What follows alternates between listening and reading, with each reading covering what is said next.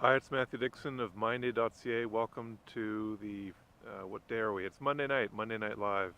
I do these recorded when I can't make them actually live, and I put them up. They show up as live. They're not officially live. Anyway, so I talk about here my experience with schizophrenia, general mental health tips. I've read hundreds of books on how to get myself better mentally, and I also talk about mental health in developing countries. That's what I advocate for at minday.ca. Strong Minds America. Strong Minds is a group founded by Sean Mayberry. They're helping women with depression in Africa, and they've been around since I think 2014. They've started recently Strong Minds America, and they're using these models of basic mental health care in America. So that's great news, and I'm hoping that they'll get more traction as years go on. I am reaching out to other people in the mental health sphere, trying to get my message out of helping people with mental illness in developing countries. It's a lot of people are struggling. There's over 270 million people in developing countries with no mental health care. Some of them are actually kept in chains, and I'd like to see that stop.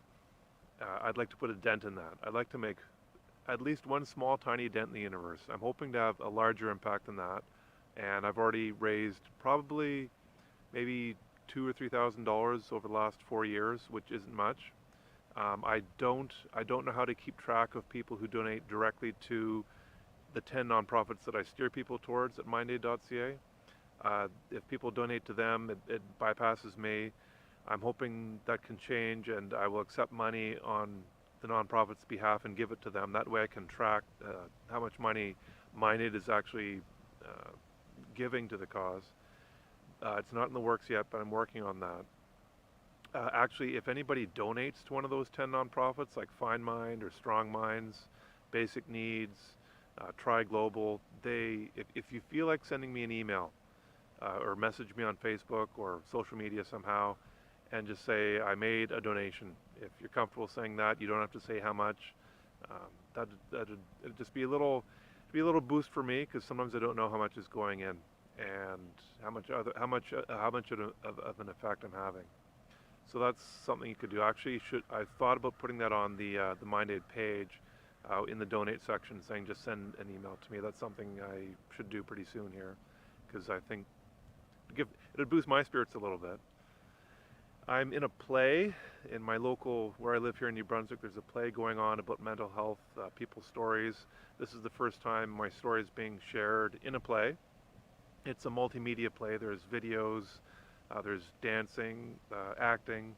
So I haven't seen it yet, and I'm curious to see how they'll portray my story. They're portraying 15 people in total, I believe, their stories of mental health in a collage of mental health stories. So that's coming up soon in the next week or so, and I'm happy that I'll be in a play. Wouldn't that be nice? I'm very happy about that. So mental health can be tough. I've gone through it. Can be very, very tough, but there's hope. You can get through it. It is possible. It's it's possible to live with that kind of pain for longer than you think. It really is. You can do it. It's possible. It seems impossible, but that's the word you want to focus on. Seems.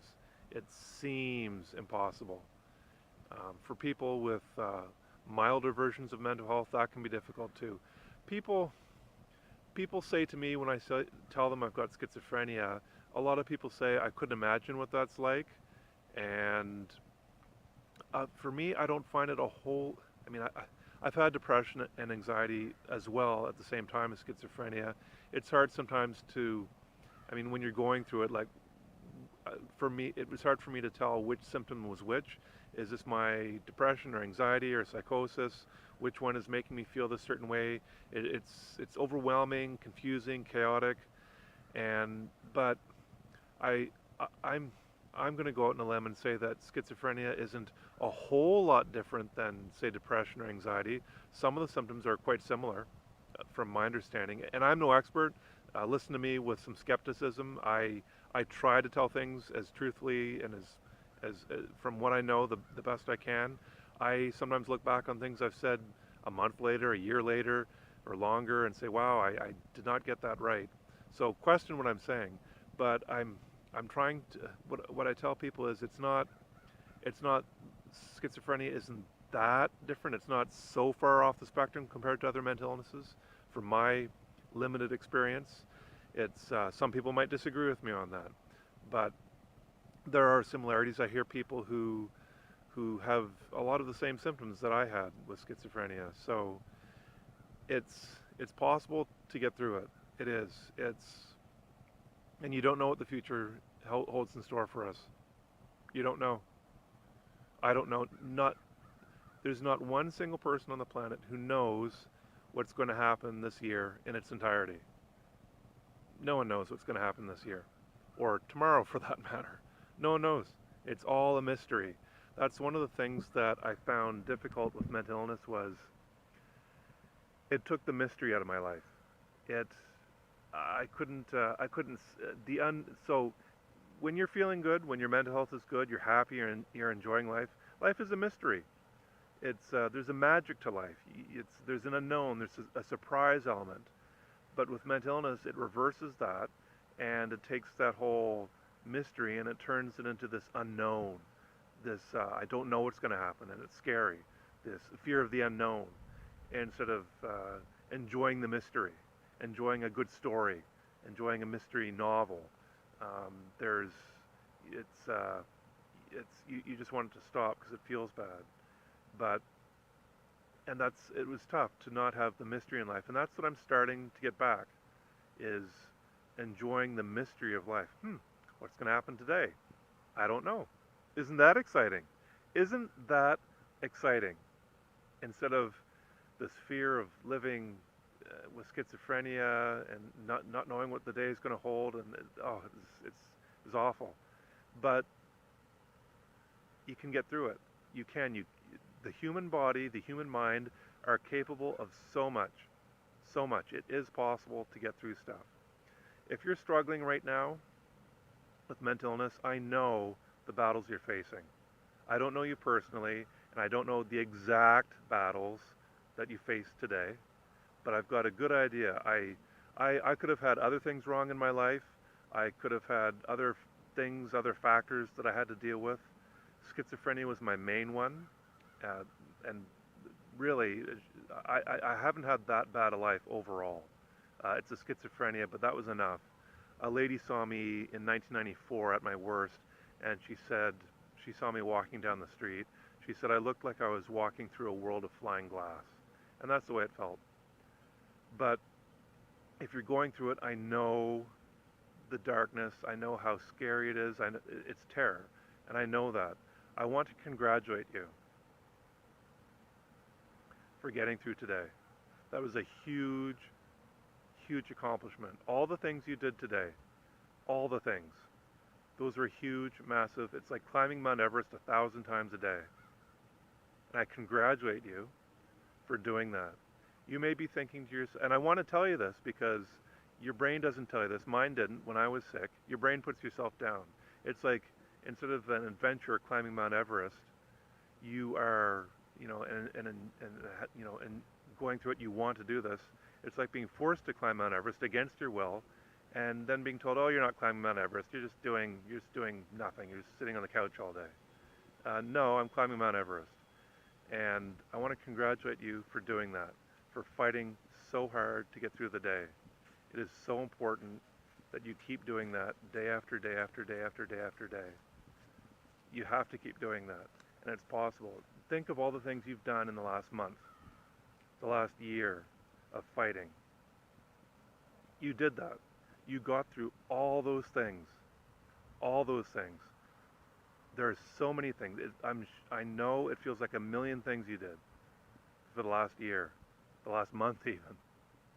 A million things of getting through things. You put your shoes on. You tied your shoes. You brushed your teeth.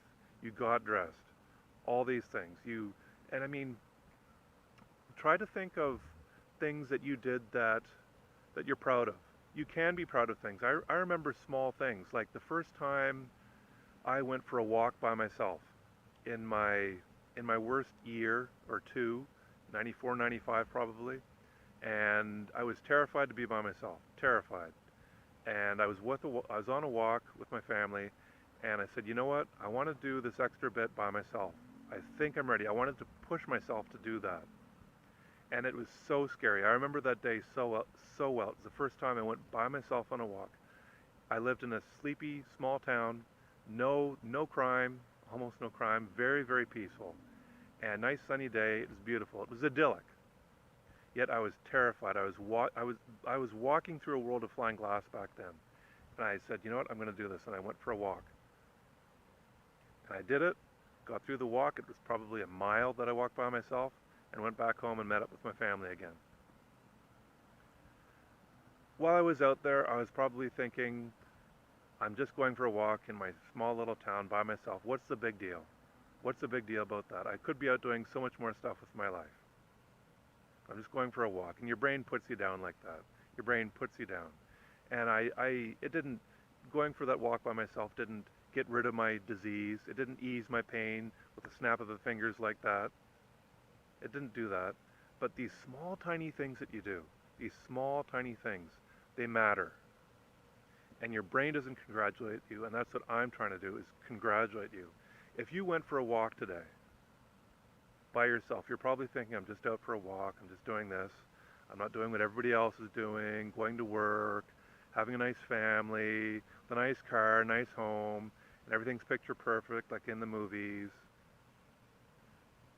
You did amazing things today. Your recovery is an amazing accomplishment. I am so proud of you for doing that. Keep fighting. Keep doing those things. Keep doing those things. You can. You matter. You are valuable. You can keep fighting. I know you can. I know you can. I don't know you, but I know you've got more in you. You don't know how much you've got inside you. You don't know. Keep fighting. Keep fighting. Keep fighting. I'm going to leave it at that for today, and I'll see you on Wednesday.